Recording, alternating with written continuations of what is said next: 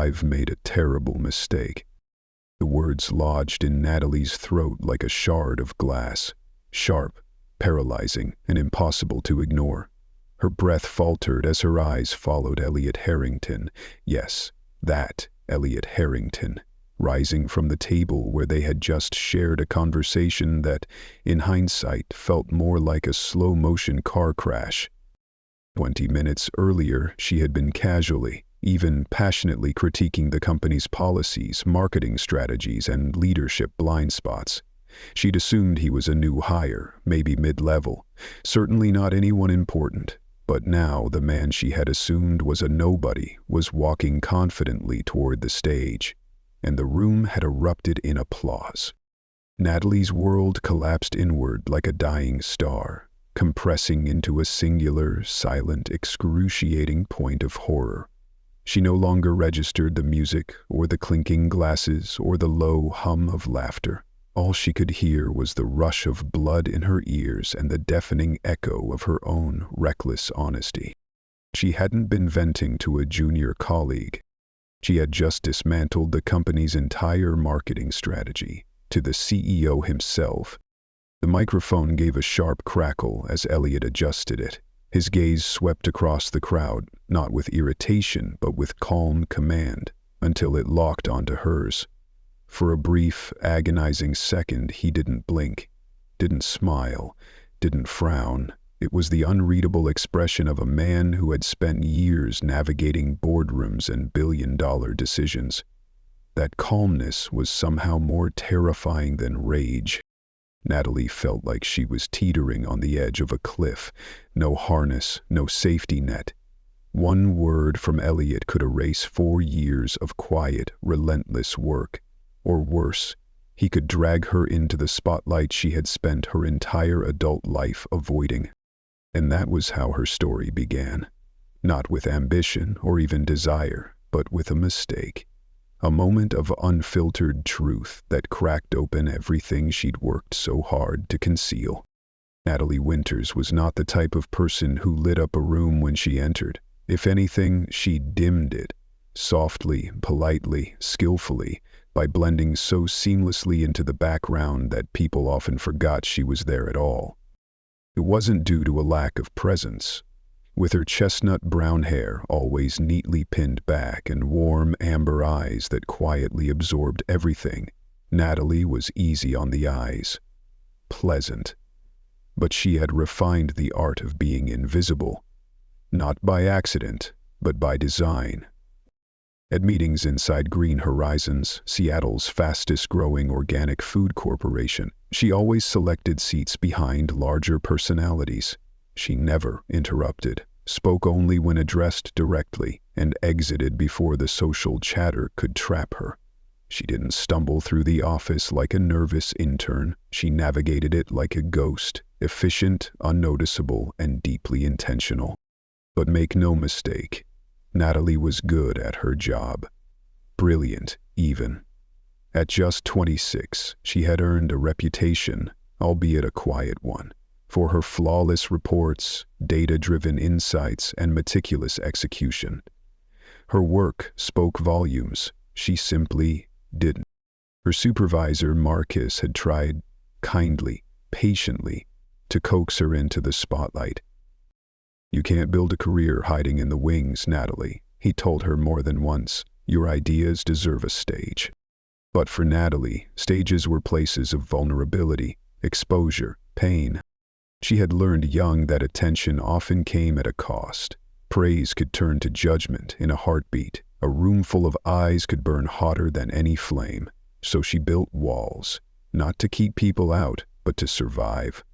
Polite, competent, and emotionally ungraspable, she became a master of being just forgettable enough to be left alone. It was a strategy, and it worked. For 4 years, she hovered just above the line of mediocrity, earning modest raises, satisfactory performance reviews, and exactly 0 opportunities for advancement. Her apartment was a reflection of that same cautious neutrality, pristine, tastefully decorated, but devoid of personality. It looked less like a home and more like an Airbnb for someone passing through. except for one spot, the balcony. There, tucked above the city's noise, Natalie came alive in the only place she allowed herself to be real. A small herb garden thrived under her careful touch: basil, mint, cherry tomatoes, and marigolds.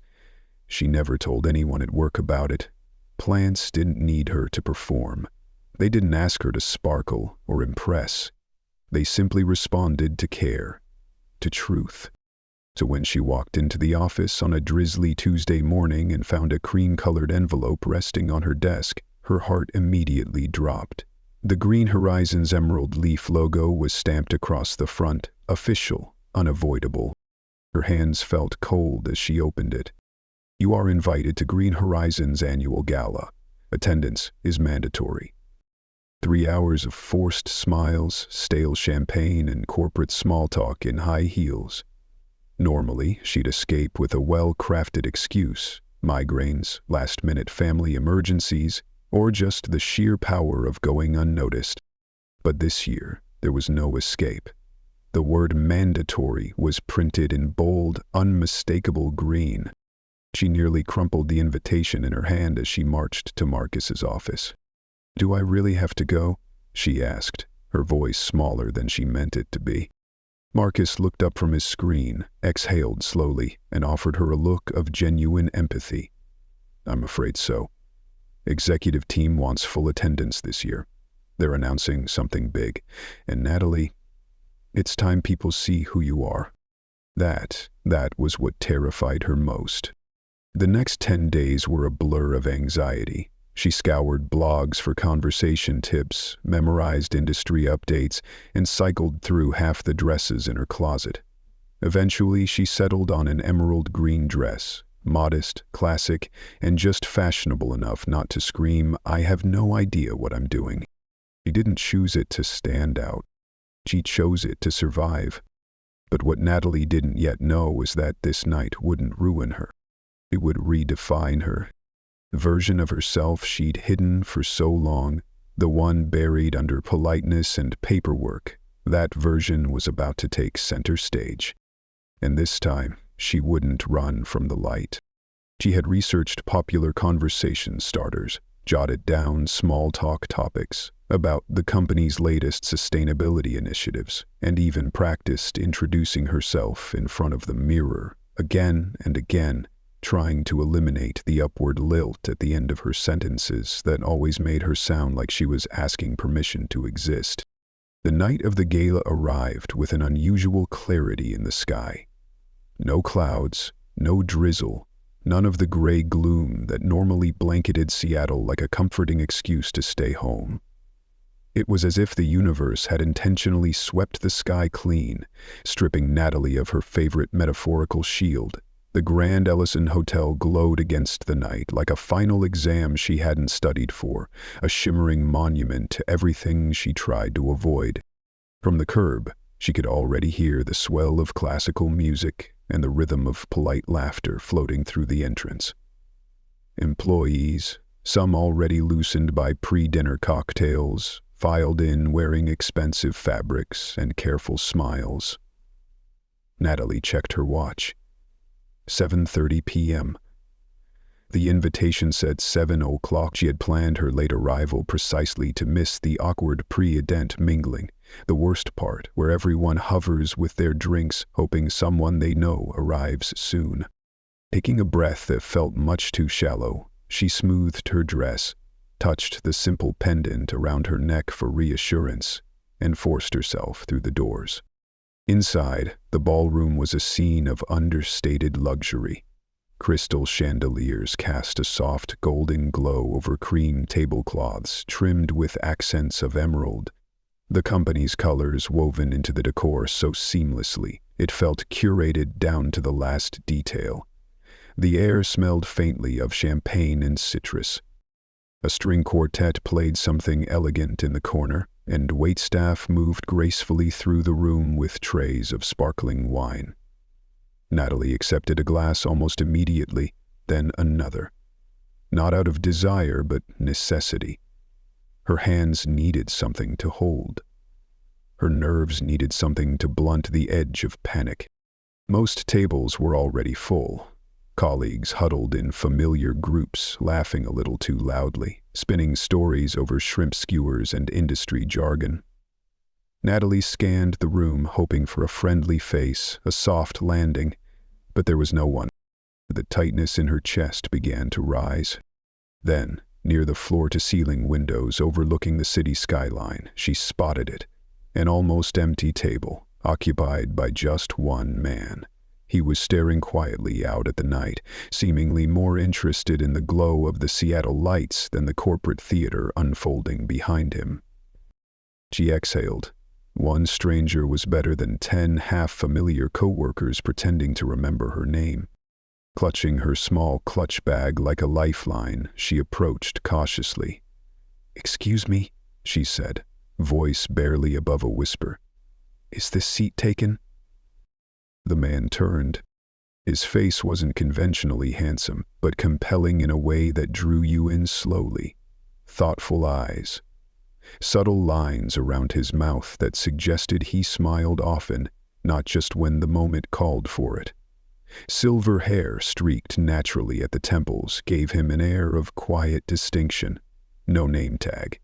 Perhaps another employee who, like her, wasn't here for the networking. "Not at all," he said, standing slightly as he gestured to the chair beside him with a touch of old-world courtesy.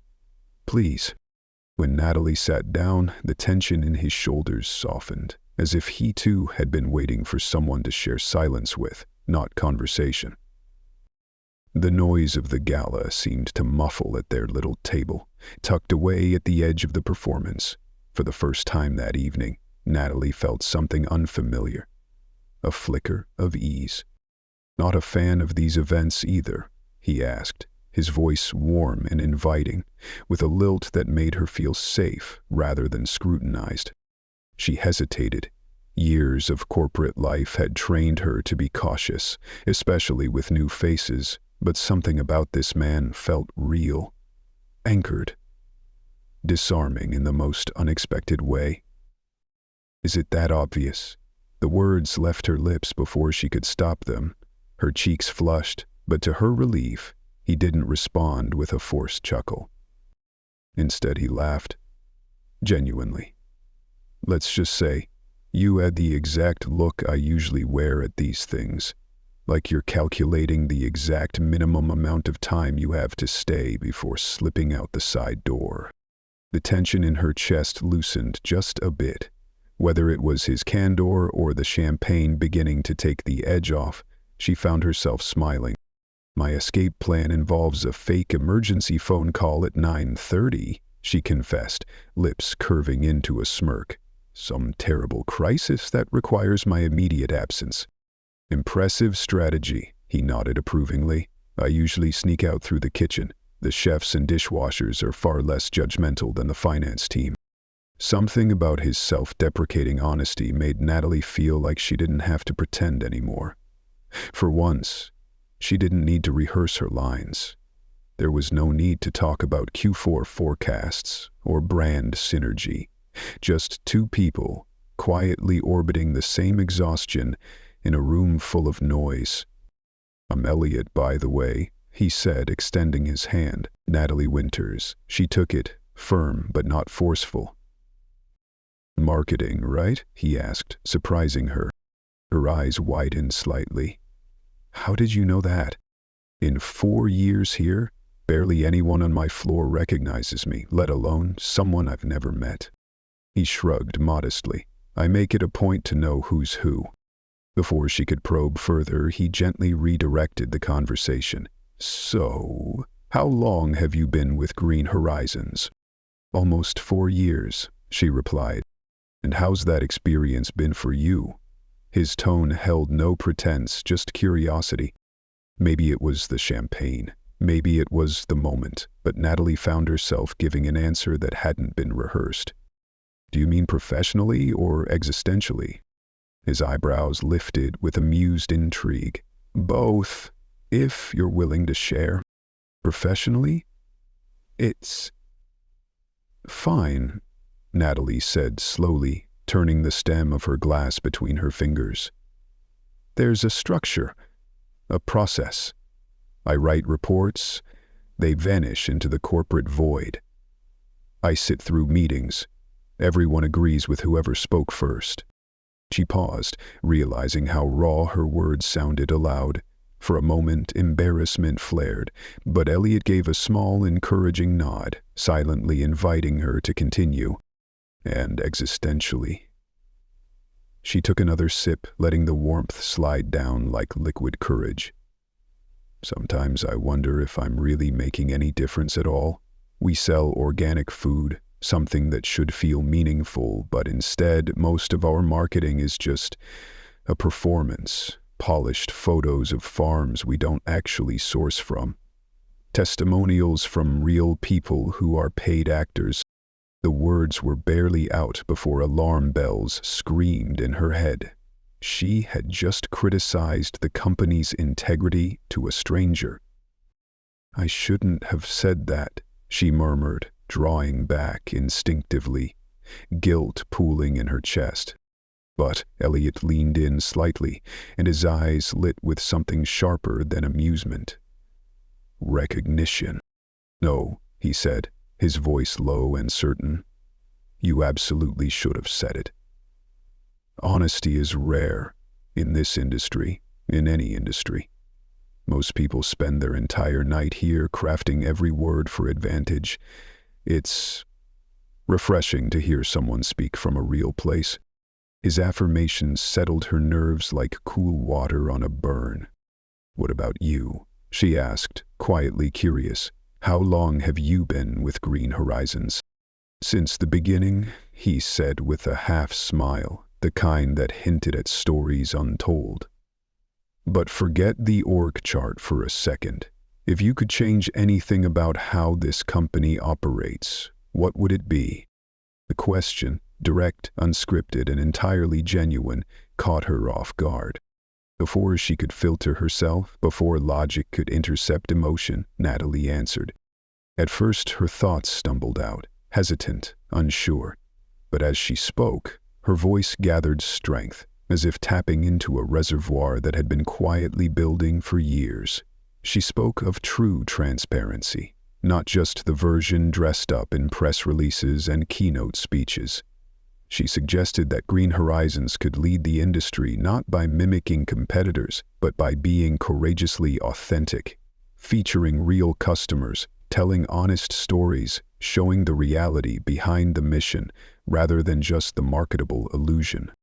"We don't need to lie," she said, her voice growing clearer, more confident. "Our supply chain is actually sustainable. Our products actually are ethically sourced, but instead of trusting that the truth is enough, we follow the same tired marketing playbook everyone else uses. It's like we're scared that being honest won't sell." Through her entire monologue, Elliot said nothing. He didn't glance at his phone. He didn't scan the room for a more powerful conversation. He just listened, fully, deeply. His attention, rare and complete, felt almost rebellious in a world obsessed with impressions. "You know," he said finally as she paused to breathe, "most execs surround themselves with people who tell them exactly what they want to hear. And so they live in a bubble of approval, until it bursts, and when it does, it usually hurts like hell." The words were still hanging in the air when the lighting in the room shifted. A spotlight beamed across the ballroom, illuminating the main stage. The company's familiar emerald logo appeared on the massive LED screens flanking it. "Ladies and gentlemen," the MC's voice boomed through the speakers, cutting through the background chatter. "Please welcome the visionary behind Green Horizons' extraordinary growth, our founder and CEO, Mr. Elliot Harrington." The floor seemed to fall out from beneath Natalie. The man she had just spent the last 20 minutes pouring her unfiltered opinions to, on ethics, on storytelling, on everything the company was doing wrong, was the CEO. Elliot stood, buttoning his jacket with practiced ease. He glanced back at her with a small, sincere smile. "Duty calls," he said gently. "Thank you. for the most honest conversation I've had in months." And then he walked toward the stage, disappearing into the spotlight and a thunderstorm of applause. Natalie sat frozen. Her heart slammed against her ribs. The air felt thick, like she was drowning under invisible weight. She could barely hear Elliot's speech over the roar of panic in her ears. Something about European expansion. A new product line. She didn't catch a word of it. Her brain was too busy spinning through a reel of worst-case scenarios. Being fired, blacklisted, humiliated. Maybe she could move back home, become a barista, drive for Uber. Anything but face the avalanche she had just triggered. When the applause finally faded and the crowd began to shift, Natalie took her chance. Still cloaked in the gift of being unnoticed, she slipped from her chair and drifted out of the ballroom without a single backward glance. Her cheeks burned, her stomach churned. She was convinced that her career at Green Horizons had just ended. Not with a bang, but with the quiet, devastating collapse of one impulsive conversation. The next morning arrived like a slap across the face. Her alarm blared at 6:00 a.m., a cruel assumption that she still had a job to wake up for. For a fleeting moment, she considered calling in sick. It would have been her first sick day in 4 years. But then again, what was the point in delaying the inevitable? The Green Horizons headquarters had never looked more imposing. Every wall seemed to echo her dread. Every hallway felt narrower than usual. As she stepped inside, her eyes stayed fixed on the floor.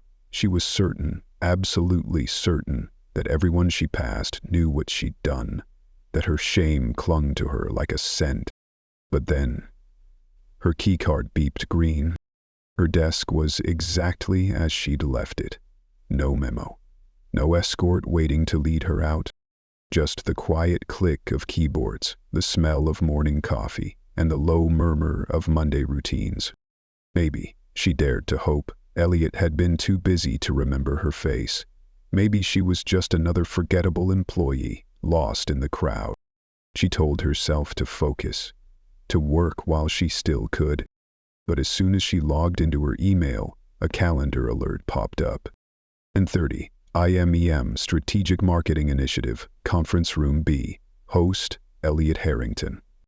Natalie stared at the screen, unable to blink. A private meeting with the CEO, less than 24 hours after she had essentially committed career suicide in front of him. She swallowed hard. Her throat was dry. Maybe he wanted to fire her.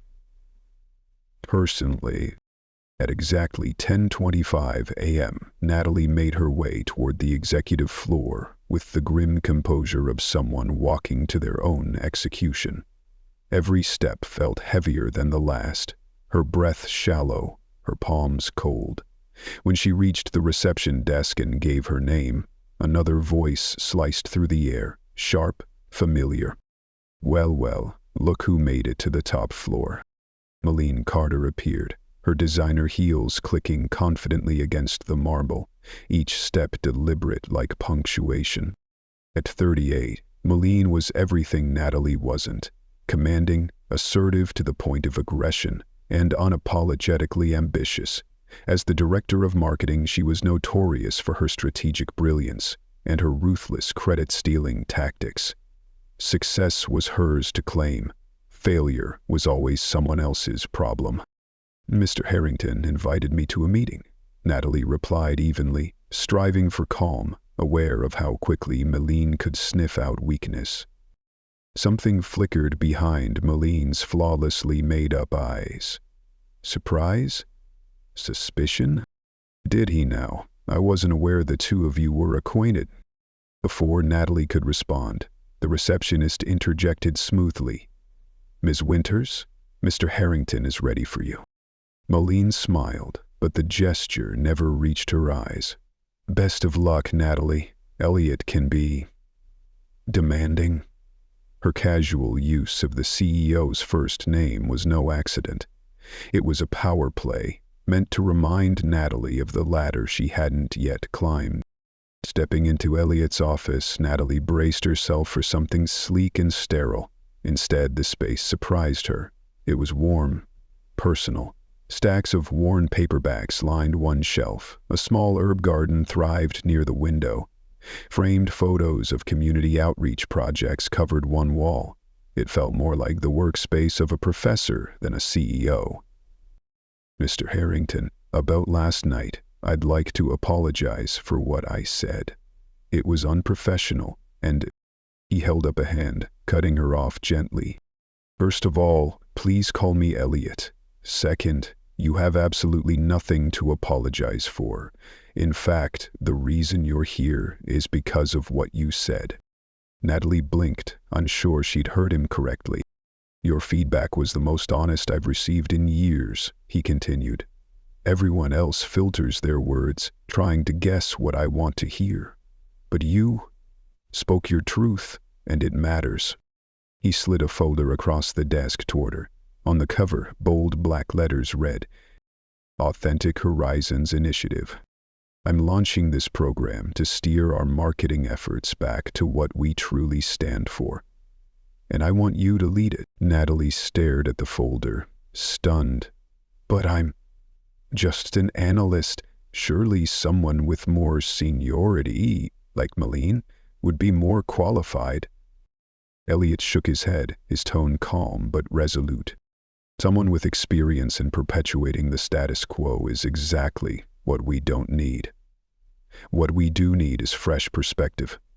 Someone who sees not just what we are, but what we should be. That's you." Natalie swallowed hard. Her heart raced, not from fear but from something quieter. Possibility. Still, she hesitated. "I need some time to think about it," she said softly, even surprising herself with the answer. Elliot nodded, his expression pleased rather than disappointed. "Good. Don't answer from fear. Answer from clarity. Ask yourself whether this truly aligns with what you believe."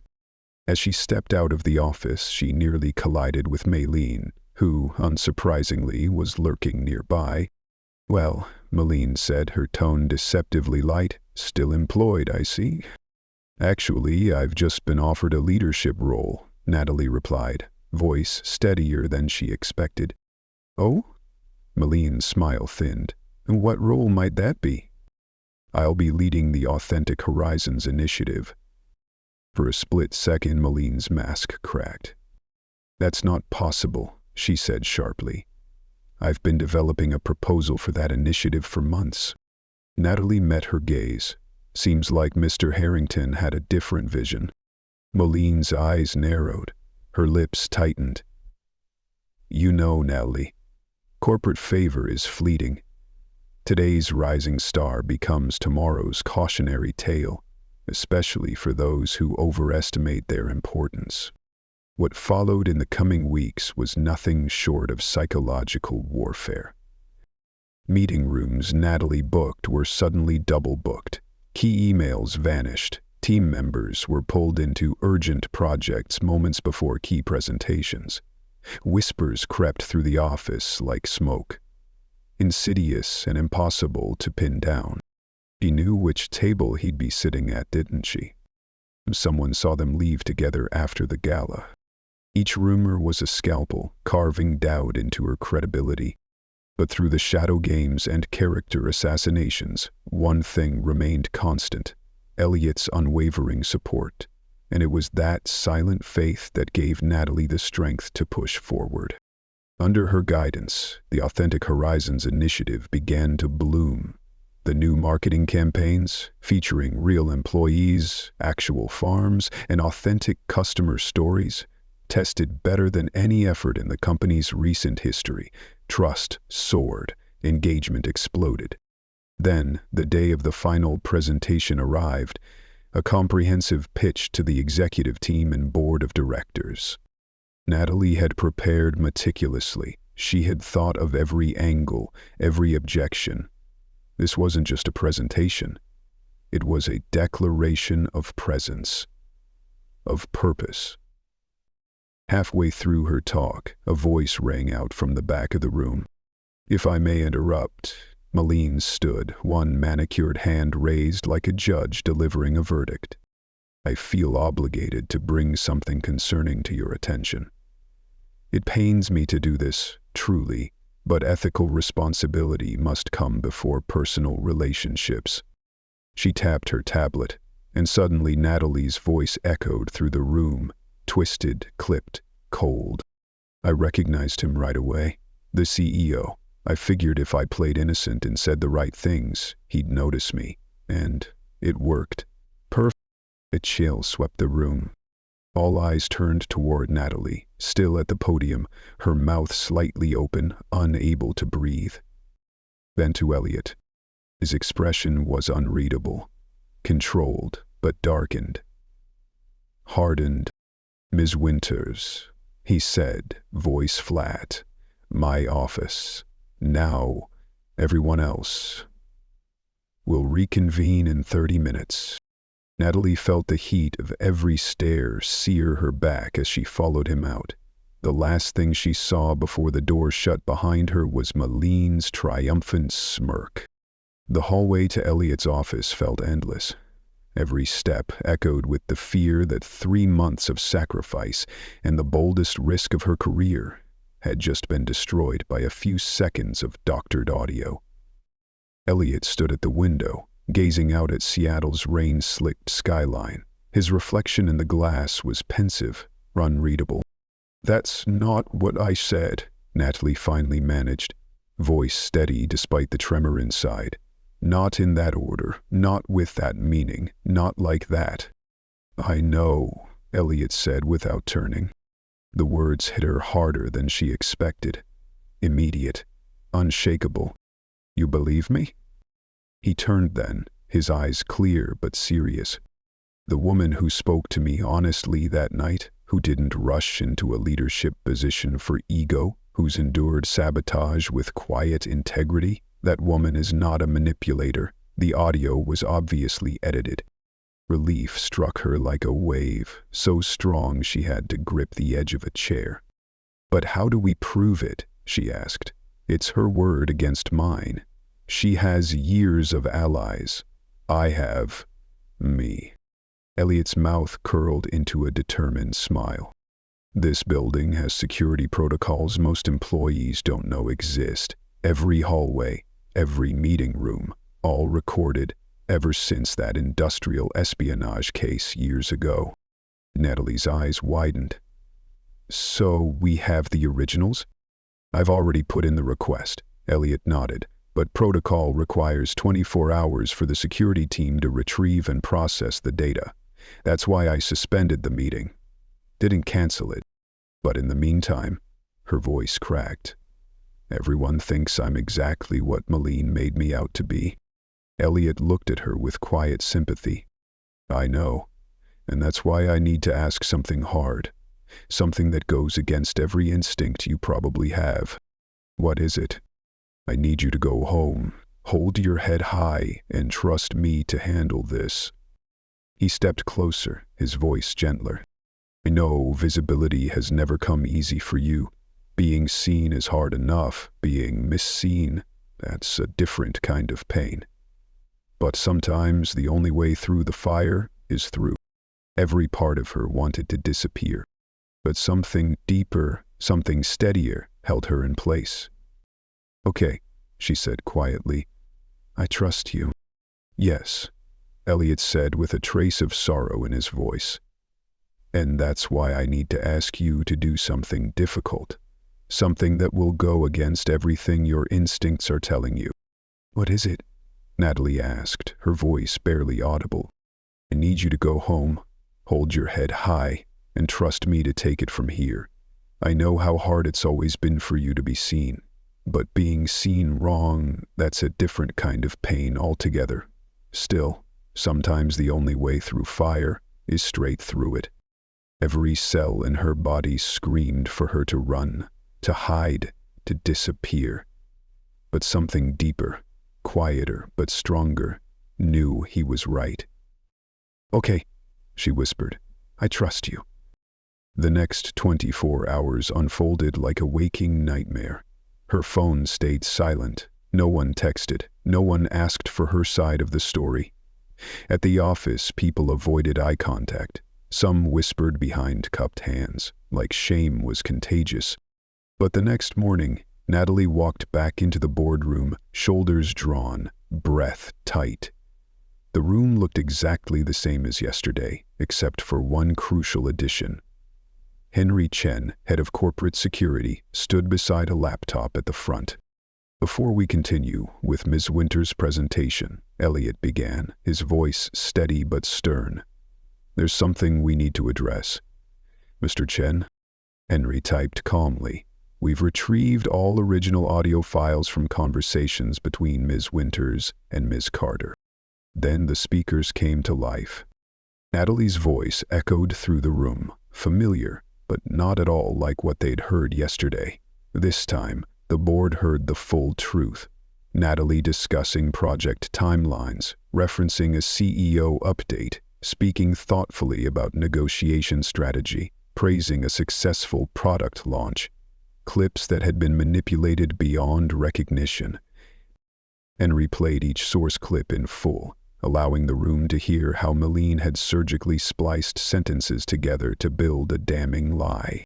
The system logs also show that Ms. Carter accessed audio editing software outside of work hours. Henry continued. Metadata confirms the file was created on her personal workstation. Elliot nodded. What happened yesterday was a profound betrayal of our core values. Then he turned to Malene. Carter, please report to Human Resources immediately.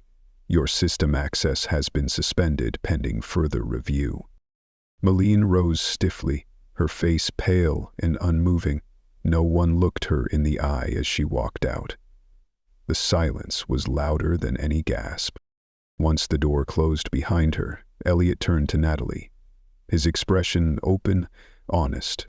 On behalf of Green Horizons, he said, I sincerely apologize to you, Ms. Winters. If you're ready, the floor is yours. Natalie stepped forward, not as the timid analyst she once was, but as something new, someone forged by fire and found still standing. Before I resume, she said clearly, I need to say something. What happened yesterday wasn't just about one person's ambition. It was a mirror showing us parts of our culture we'd rather not see, where appearance sometimes matters more than substance, where the loudest voices are heard first and the quiet ones get ignored. The Authentic Horizons initiative isn't just about how we tell our story to the world. It's about who we are within these walls, and it has to start with how we treat each other. As she continued her presentation, Natalie noticed something she'd never seen before, the board members leaning in, genuinely engaged. Her teammates beamed with pride, and Elliot, his gaze held something deeper than professional approval, something almost protective.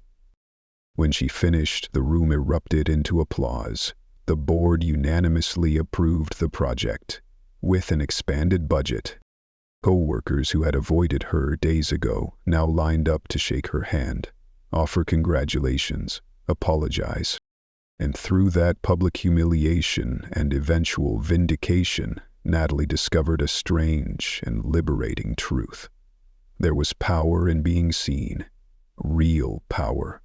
And when what people finally saw was the truth, it wasn't nearly as terrifying as hiding. 3 months later, Green Horizons launched its Authentically Us campaign to overwhelming industry acclaim. Sales soared 23% in the first quarter. Their brand trust index reached the highest score in the company's history. But for Natalie, the real transformation was more personal than professional. The woman who once plotted routes around the office to avoid small talk now led cross-departmental meetings with a quiet steadiness. Her new office, earned by merit, not manipulation, boasted tall windows that flooded the space with light. Gone were the days of hiding in corner cubicles and dim anonymity. Most importantly, she had learned something that rewrote the rules of her life. Being visible didn't have to mean being vulnerable. Sometimes, being seen, truly seen, was the most undeniable proof of one's worth. And slowly, even the company's culture began to shift. A quiet evolution, a movement away from rewarding those who spoke the loudest, towards celebrating those who spoke with sincerity. One crisp Seattle evening, with the sky painted in soft shades of coral and gold, Natalie sat across from Elliot, not in a corporate ballroom, but at a cozy little restaurant overlooking Elliot Bay. Their connection had evolved, subtly, naturally, grounded in respect and tested in fire.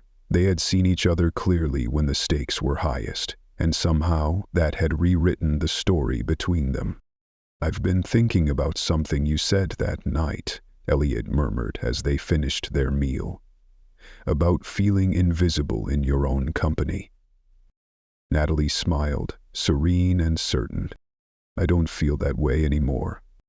"Is it because of your position?" he asked gently. "The recognition?" "No," she said after a long moment. "It's because I stopped hiding.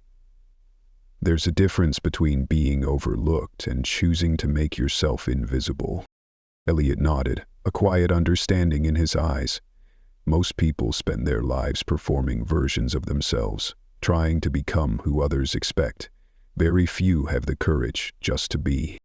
"Speaking of courage," Natalie said with a soft laugh, "I hear Maline's actually doing well in Alaska." Elliot tilted his head, surprised. "She is, actually.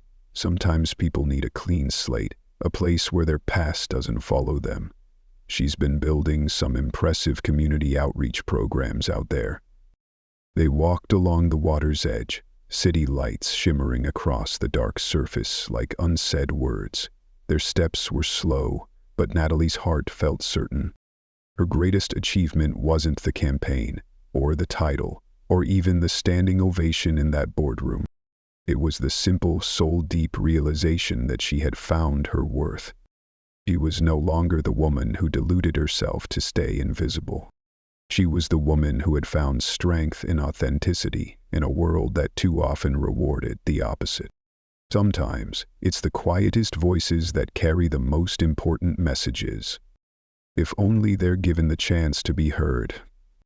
That's the end of Natalie and Elliot's story, where authenticity triumphed over manipulation, and a quiet woman found her voice in the most unexpected way.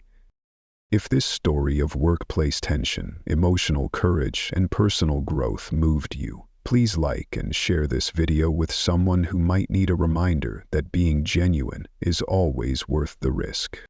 And if you haven't already, subscribe to Moments of Quiet Truth, where we believe that the human spirit is never truly defeated, only waiting to rise. Thank you for listening.